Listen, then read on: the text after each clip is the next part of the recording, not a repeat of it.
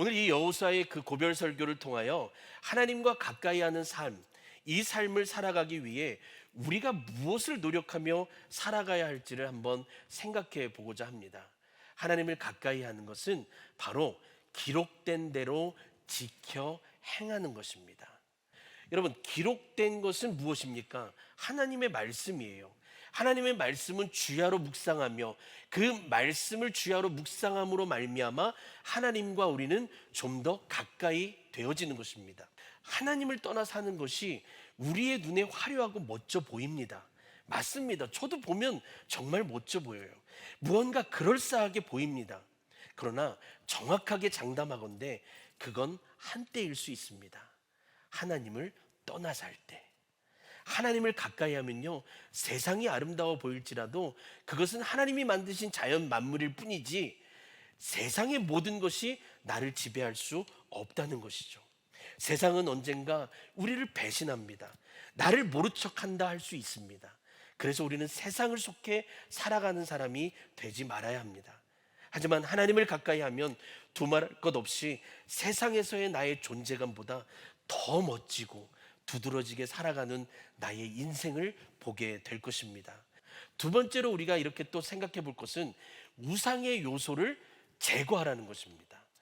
하나님만이 나의 참 하나님이심을 고백하며 그분을 가까이 하는 자는 절대로 나만을 위한 우상으로 인해 하나님과의 관계성이 끊어지는 어리석은 일들이 전해지지 않게 되는 것입니다.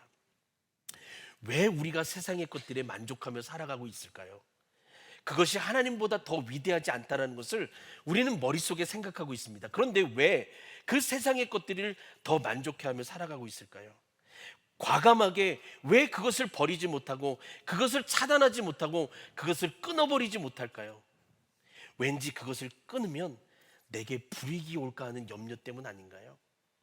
그것을 버리면 왠지 아깝고 그것을 언제 내가 다시 찾게 될지 모르는데 그런 아쉬움 때문 아닌가요? 이젠 그런 것으로 인하여 시간 낭비, 열정 낭비, 우리의 헌신 낭비 하지 마시고 그 시간에 어떻게 하면 하나님을 내가 더 가까이 할 수 있는가? 어떻게 하면 하나님과의 가까움 속에서 하나님을 더 바라보며 살아갈 수 있을까? 그 고민을 하며 하나님을 찾는 자들이 되기를 예수님의 이름으로 축복합니다. 그래서 하나님을 가까이 한다는 것은요, 하나님을 붙잡는 것입니다. 누군가가 너 하나님 믿어? 하나님에 대해서 잘못 이야기하고 교회에 대해서 잘못 얘기하고 어떤 얘기에 대해서 비방하고 그런다고 할지라도, 아무리 그런다고 할지라도 내가 정확하게 하나님과 붙어 있다면 그 사람이 아무리 나를 뗄래야 뗄 수 없는 그런 붙음과 사귐이 하나님과 나 사이의 관계성이 되어야 한다는 것이죠.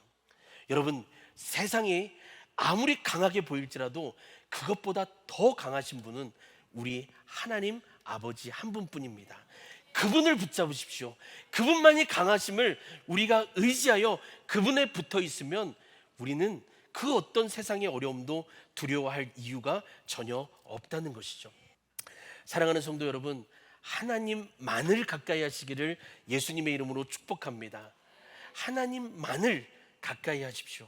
그렇다면 하나님의 말씀에 기록된 대로 다 지켜 행하십시오. 하나님의 말씀을 벗어나지 말라는 것이죠. 내 안에 하나님보다 더 사랑하는 것들이 있다면 오늘부터 그 사랑하는 것들이 무엇인가 그것을 제거할 줄 아는 그 당당함도 있어야 하는 것입니다. 내 안의 우상을 제거하십시오. 그래야 우리는 하나님을 더 가까이 할 수 있는 것입니다. 그리고 하나님 안에 자유함으로 그분을 꼭 붙잡으시길 바랍니다. 그분을 놓치면 우리는 미아가 되는 거예요. 고아가 되는 거예요. 그분을 꼭 붙잡고 살아가는 우리의 인생 되기를 예수님의 이름으로 축복합니다. 하나님만을 가까이 하는 삶, 이 삶이 우리의 심장을 뛰게 하는 영적인 복된 삶임을 믿고 이번 한 주간도 하나님을 가까이 하는 삶에 그 영광을 올려드릴 수 있는 우리 모두가 되기를 예수님의 이름으로 축복합니다.